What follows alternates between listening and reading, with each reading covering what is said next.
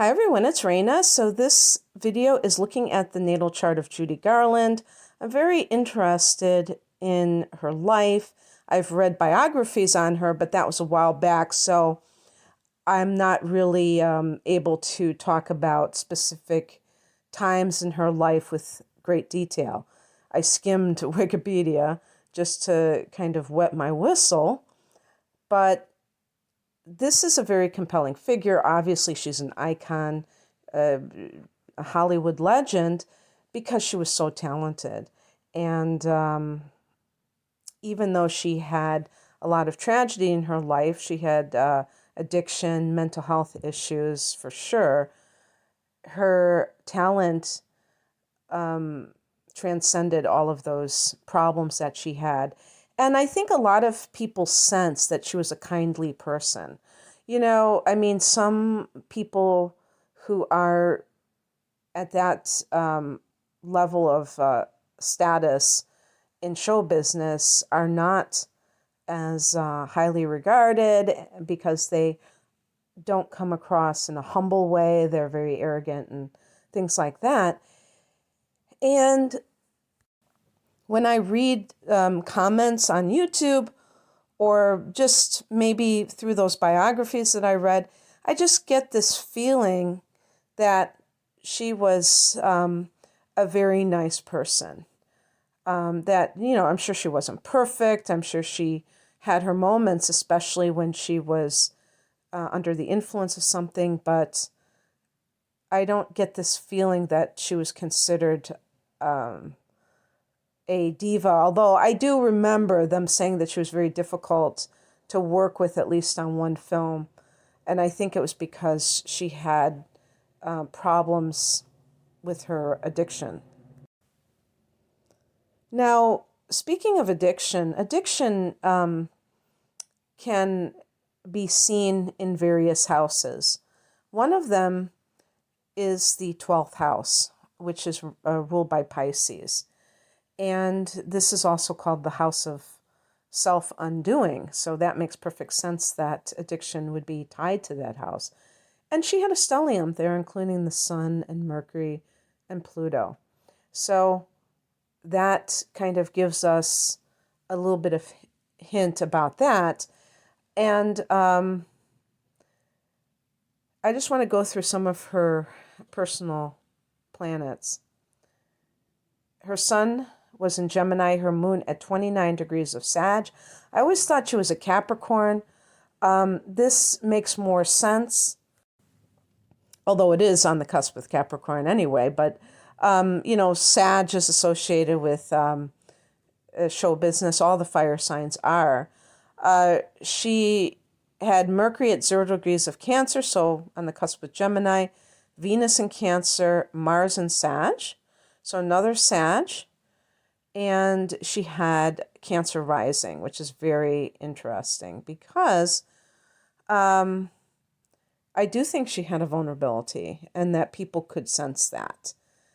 Now, one thing that I think about with the rising sign is that as a child, to look at the rising sign, you can kind of get a glimpse of how the child maybe they perceived life, or that they came into this life and what that all entailed. She was born into a family of entertainers that were on the vaudeville circuit. And because of that, I'm sure they were traveling a lot. And that had to be I'm sure that was very traumatic, if you will, for somebody with Cancer rising to have to travel all the time, because Cancer is the ruler of the 4th house of home and family, and it's about roots. It's about having that that kind of stable environment. And so when you're in show business, you have anything but. You don't have a bedtime that is normal or anything of that sort. And one of the things that I read when I was trying to prepare and refresh my memory is that she actually was given pills by her mother to help her to have energy for when she was a child before being in the Hollywood system. So that kind of flies in the face of this blaming the studios for that and saying, well, she was too, she needed to lose some weight. She wasn't thin enough, or also for the ability to work long hours, that they might have given her addiction by plying her with pills. And that kind of thing, I feel, is very important because it shows that she may not have had a good support system at home, that she might have had a family that wasn't, looking out for her best interests, whether they were being neglectful or, well, whether they were being malicious is a different story, but certainly neglectful. And when people have this Cancer energy, they will feel, I think it's not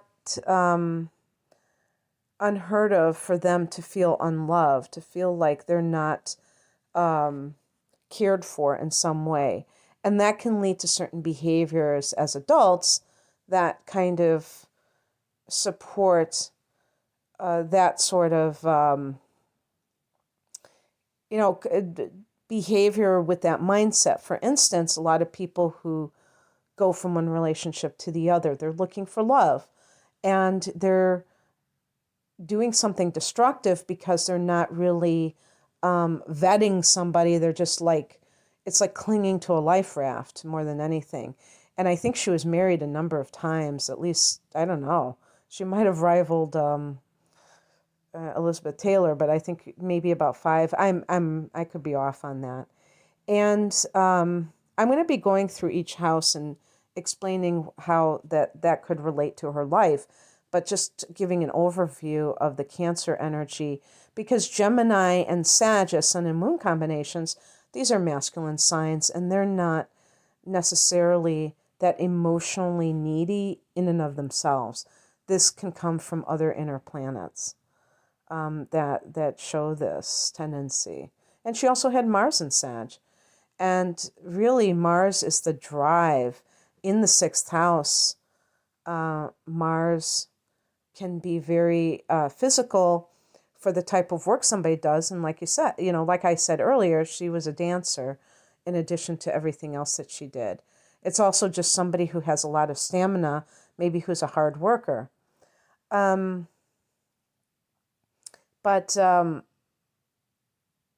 anyway, I'm going to just mention that Gemini is a sign that is very changeable.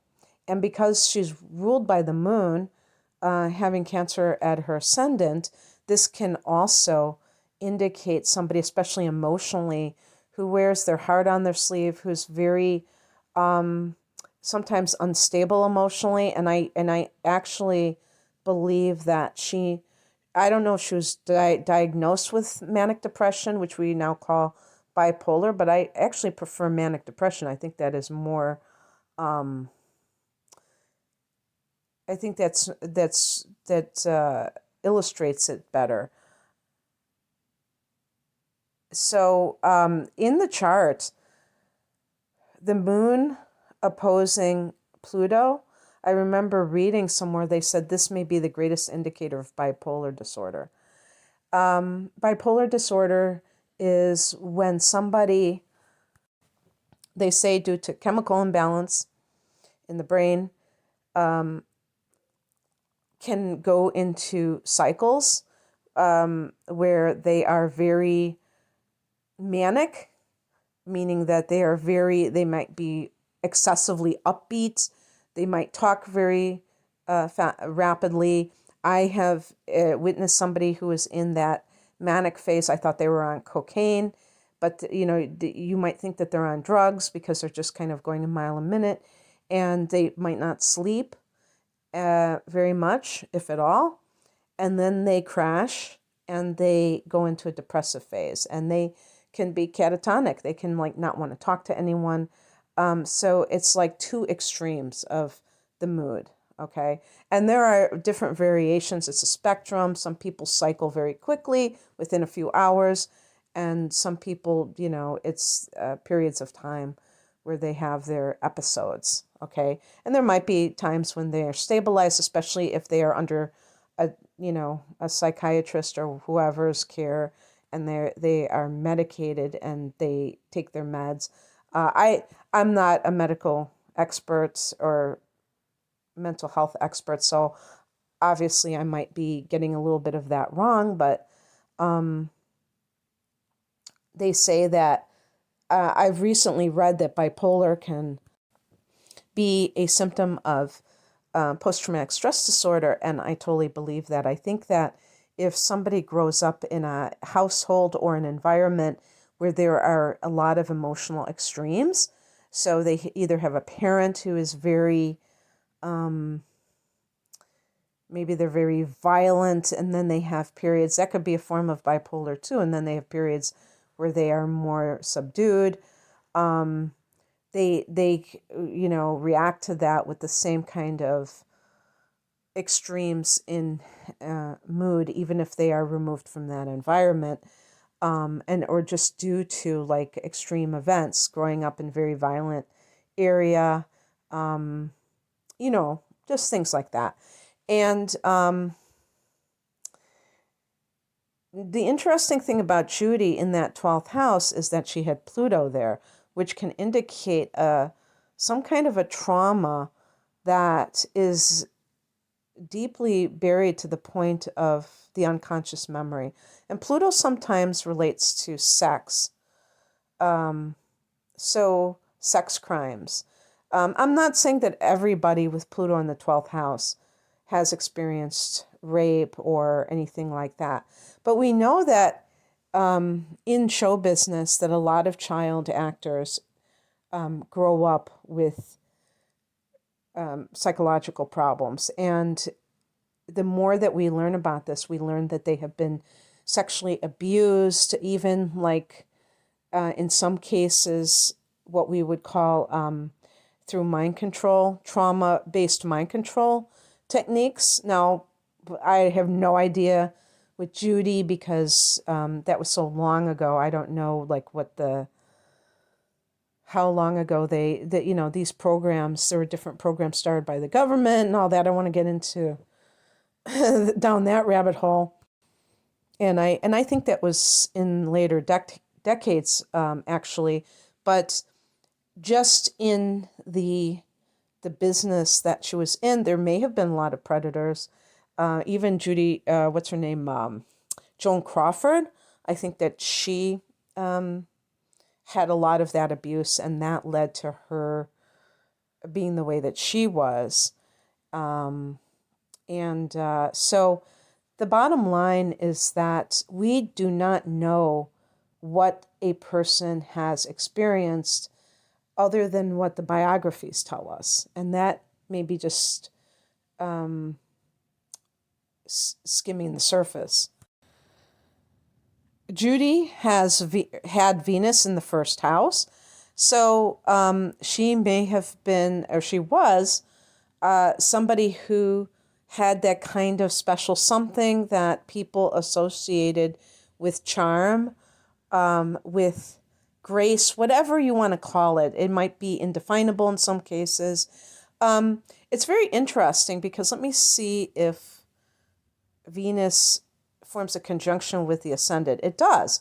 And it's interesting because they were saying that the studio didn't think that she was attractive enough. And they were trying to get her to modify her appearance, and that caused a lot of self-esteem issues for her.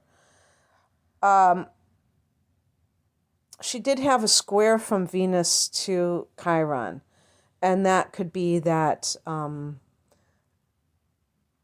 that message that was sent to her. But actually, it's not really a message that's sent to the person. It's already within the person, and it gets what we call outpictured. It manifests in the outside world. So it's starting with the person. I think Chiron is rather karmic. And so it's not necessarily even coming from this lifetime that the person has these feelings. But having these feelings leads to certain outcomes, like being feeling like you are not pretty enough, but ultimately worthy enough or lovable enough. And again, this could also come from the messages that she was sent not only by the studio, but even earlier on in her life by people around her. It's interesting that she has the sun in the 12th house. I think luckily she had this masculine sign of Gemini because it allowed her to be much more extroverted, even with the sun in the 12th house. People with the sun in the 12th house can be rather shy. They can feel like they are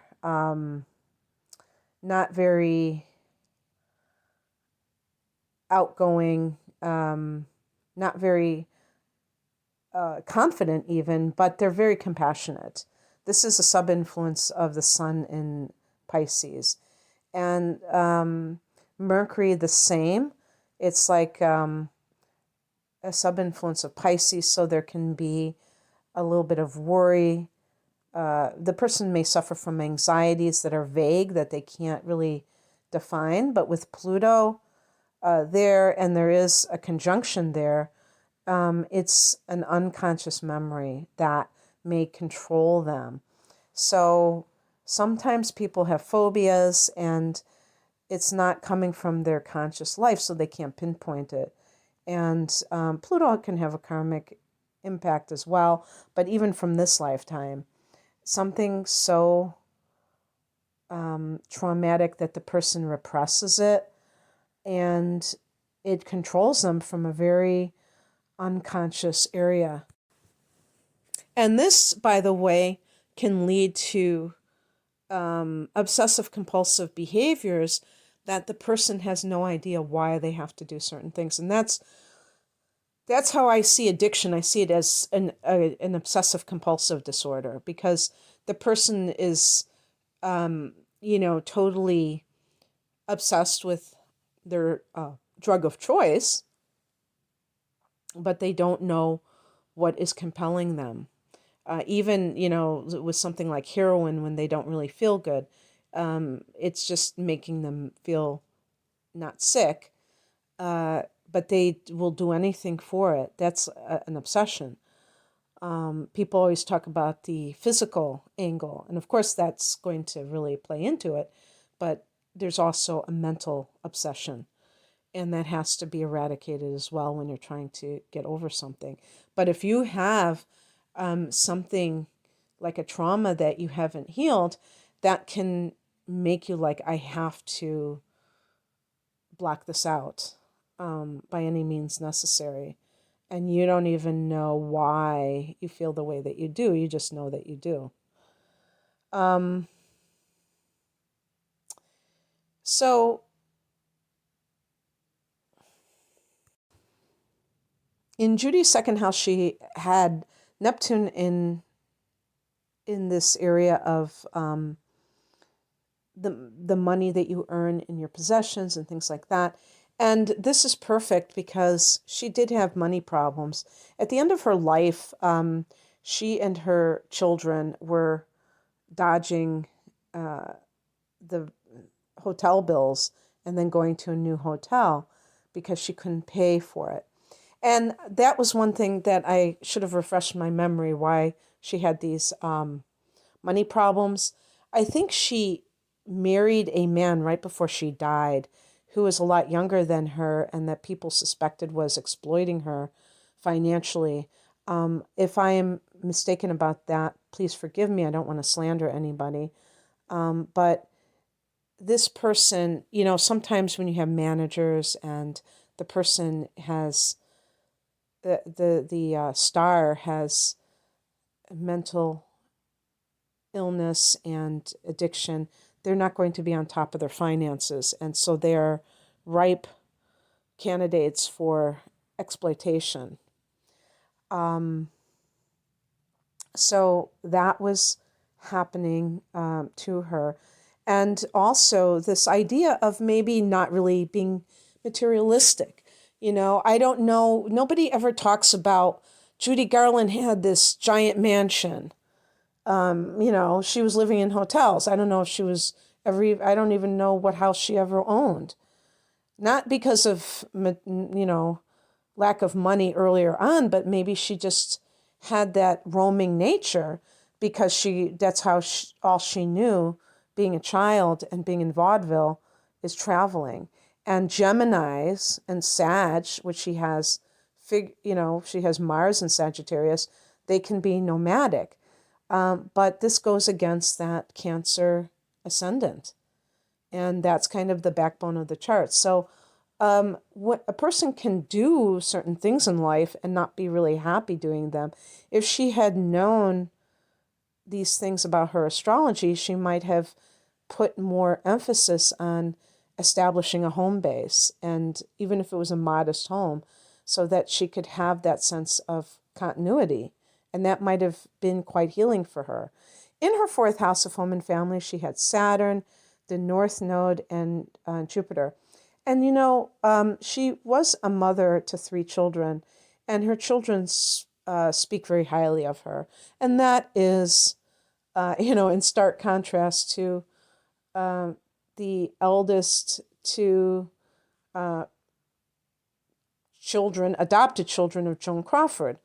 And I'm not going to get into Joan Crawford. I'm not here to bash Joan Crawford, but I'm just comparing stars and their children. And Liza Minnelli, who I think she's had her own issues with addiction, but she still is a dynamic performer and has been performing a lot. Lorna Luft, and then who's a performer as well. I don't know the name of Judy's son, but I don't know what he has been doing in life.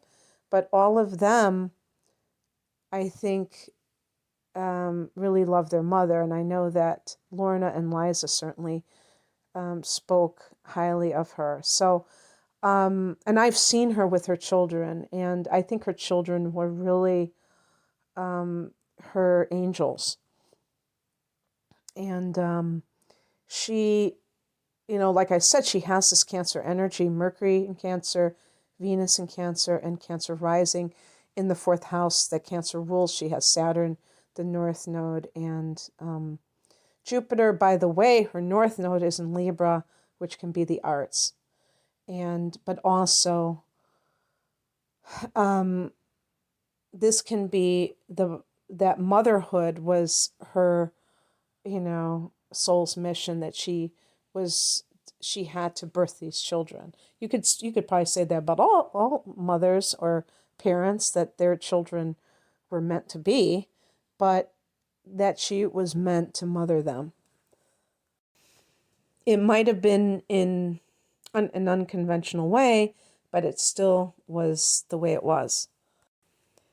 And Jupiter here is very interesting. I don't know how this manifested for her, but maybe how it manifested is that, but being born into the family she was born into was lucky, because they were able to help her to get her talents out to the world. I was not of the era that she was in her prime, but as a child, they would have the Andy Hardy movies with her and Mickey Rooney, and I would watch those, and I enjoyed those. And of course, whatchamacallit, I was going to say Gone with the Wind. The Wizard of Oz has always been one of my favorite movies of all time. So it's very, it's something that I really feel she was meant to do what she does. Saturn here can speak to that sense of austerity within the home that she probably felt, because I don't think it's easy for children to be born into these environments with performers, because there's not a lot of time for them. They have to, from a young age, it's like they don't have a childhood. And the fourth and the fifth houses speak to childhood.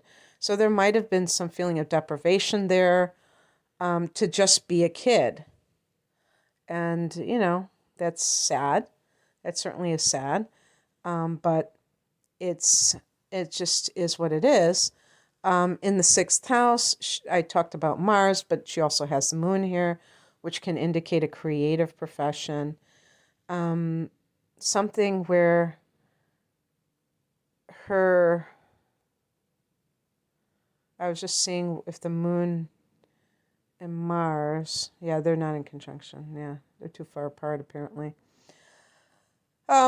Where the moon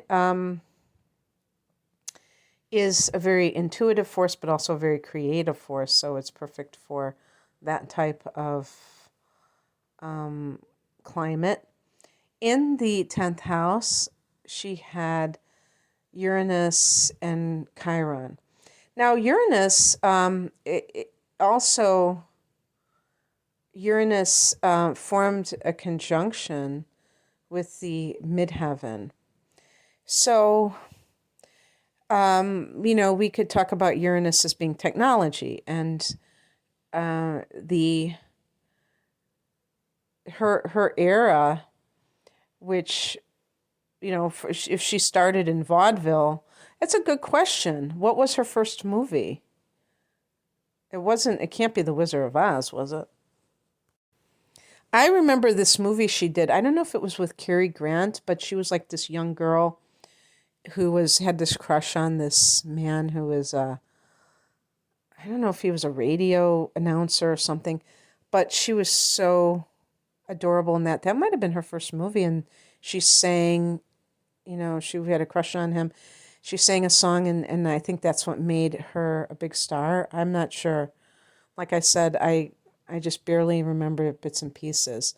But in any case, we all know that she became a legend with Wizard of Oz, and she was in her young teens at that time, or maybe she was 16.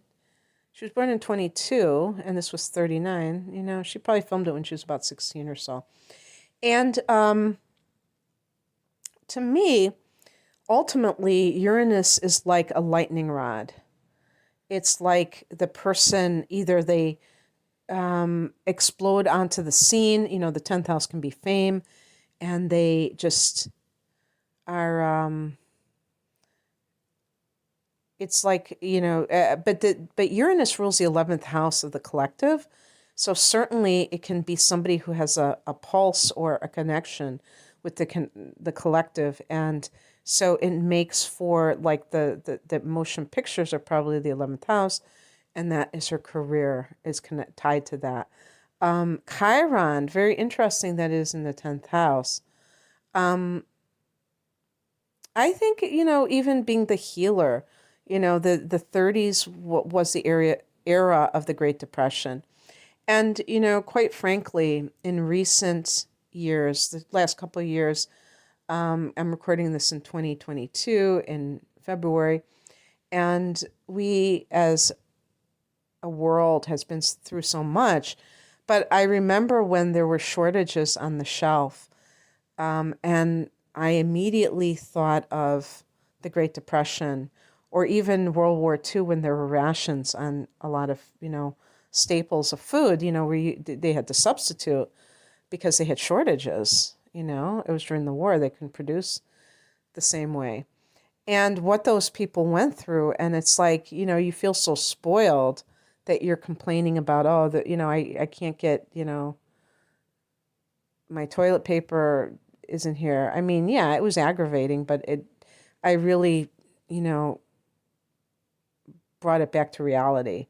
And so the 30s was considered the golden age of cinema, because of these icons that came onto the scene, Betty Davis, Joan Crawford, Judy Garland, the movies and this was towards the tail end of the 30s, like Gone with the Wind and Wizard of Oz, but there were movies in the 30s that were, even the monster movies of the early 30s that just really made, and it was the beginning of the talking era had just begun since the late 20s. So that was a big reason why I think that was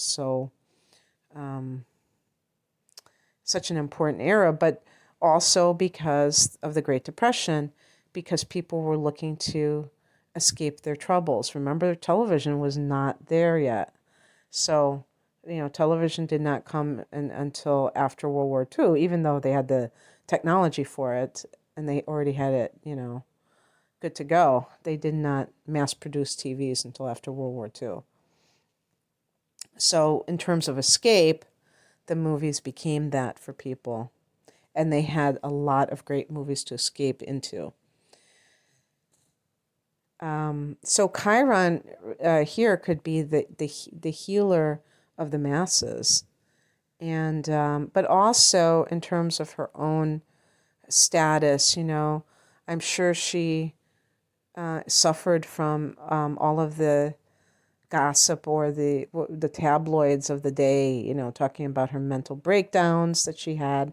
And by the way, she did have what is called electroshock therapy, which I think it's been called barbaric, but it makes me wonder if there are other reasons why they do this therapy. It's supposed to wipe out your memory so that you're not tortured by your memory, which is absurd because, it makes us out to be just like dumb lumps of flesh that, have no soul, that have no consciousness versus mind, and or brain function. We have this consciousness that survives death, or at least I think so, that cannot be wiped out with a machine, and that retains memory. So anyway, that's very interesting.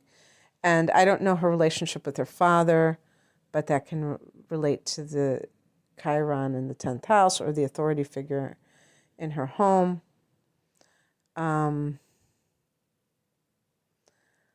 So I could go on and on.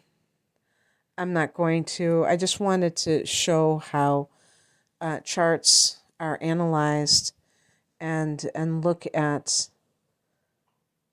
these things, because I feel as if sometimes we isolate things and we say, well, Judy Garland was this very extroverted, performer. That's why usually performers are extroverts. But then we look and we see she had the sun in the 12th house. So she probably had a part of herself that wanted to have that seclusion. And maybe, did she give it to herself? Did she give herself the gift of solitude? I don't know. But it certainly is very interesting when performers have this. I believe Freddie Mercury has this as well, and he was very bombastic himself. But oftentimes people with this placement are their own worst enemy, and it's not because they're bad people, it's because either they're always putting other people first and neglecting themselves, or they get involved with substance abuse and that hurts them. So being able to understand how important it is to take care of yourself on all levels is, crucial, because she had such a talent. But I'm not one of those people that says, oh, what a tragedy, she should be with us now. She would be turning 100 this year, just this June 10th, had she lived. And she could have. I think Mickey Rooney lived to an old age. I thought that they were like soulmates. I thought that they had like unbelievable chemistry. And I don't know if they had they must have had a past life connection as far as I'm concerned. They were such a great team. But anyway, that's what I have for you. If you would like a personal reading, please click on the link below. I'm at rainamoonastrology.com. Take care. Bye.